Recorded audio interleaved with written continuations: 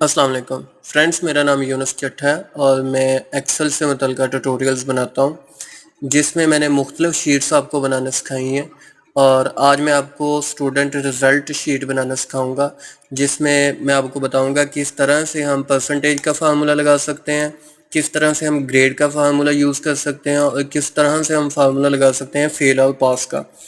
ये ज़्यादा complicated formulas नहीं है, लेकिन सिर्फ इनको थोड़ा सा समझने की ज़रूरत है। उसके बाद जब आप यूज़ टू हो जाएंगे, आपकी प्रैक्टिस हो जाएगी, तो फिर आपके लिए कुछ भी मुश्किल नहीं रहेगा।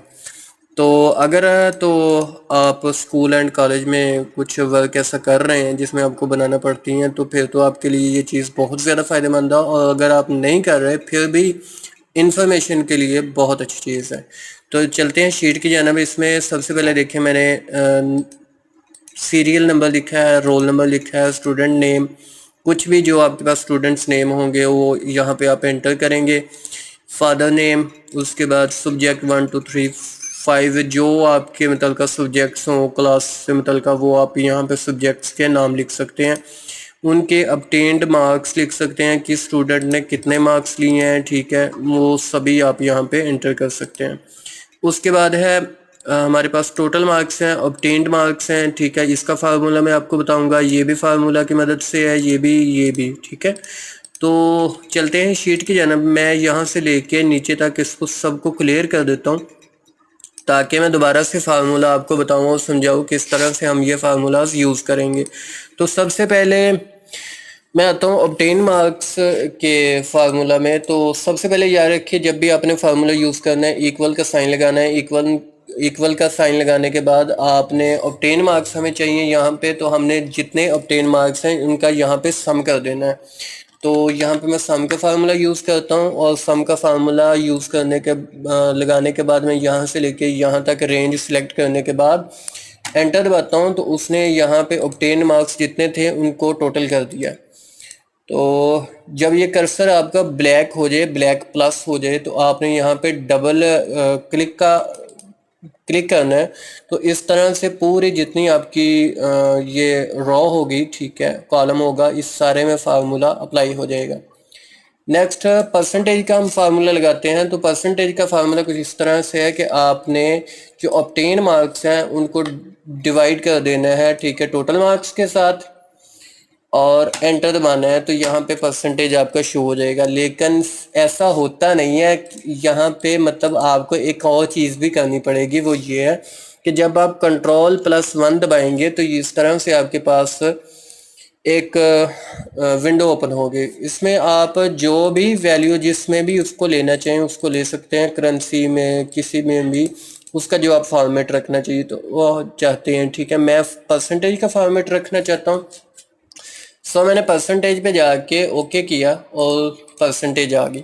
अब इसको भी सब में अप्लाई करने के लिए जब ये प्लस का निशान ब्लैक हो जाए तो मैं इससे डबल क्लिक करूंगा तो ये नीचे तक अप्लाई हो जाएगा, ठीक है जी। ग्रेड का फार्मूला थोड़ा सा लंबा होता है, तो ये दोनों फार्मूलाज जो होते हैं ग्रेड का और रिजल्ट का, ठीक है, रिजल्ट स्टेटस शो करवाने के लिए, ये दोनों फार्मूलाज जो हैं ये थोड़े कॉम्प्लिकेटेड हैं, लेकिन ग्रेड का थोड़ा सा ज़्यादा कॉम्प्लिकेटेड और थोड़ा लंबा होता है। थोड़ा सा आपको ध्यान देना पड़ेगा।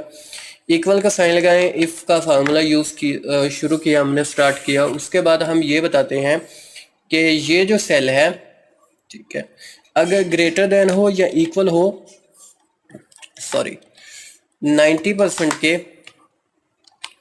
तो ये ग्रेड हमें दे A+ का। जो चीज़ आपने शो करवानी है ना वो इन्वर्टेड कॉमा में लिखनी है, A+।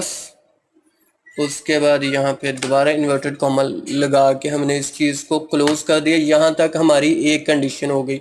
अब नेक्स्ट दोबारा से फार्मूला यूज़ शुरू करना है। इफ़ लगाया, इफ़ लगाने के बाद आपने टैब दबाना है तो खुद ही वो जो है ना ब्रैकेट डल जाएगी।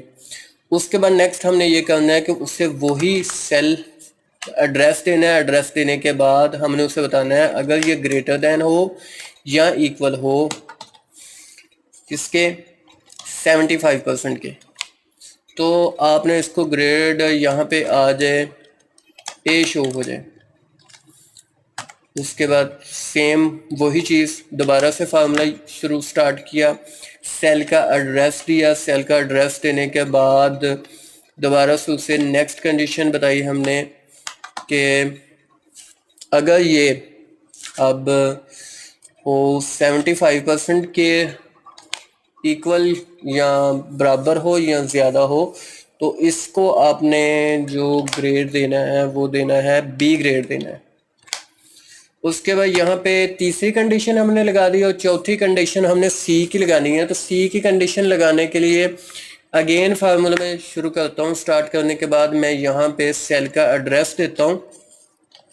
सेल का एड्रेस देने के बाद दोबारा उससे कंडीशन बताता हूँ कि अगर ये ग्रेटर देन हो या इक्वल हो कितने के 1% के, तो क्या करना है, तो यहाँ पे शो करवाना है सी शो करवाना है।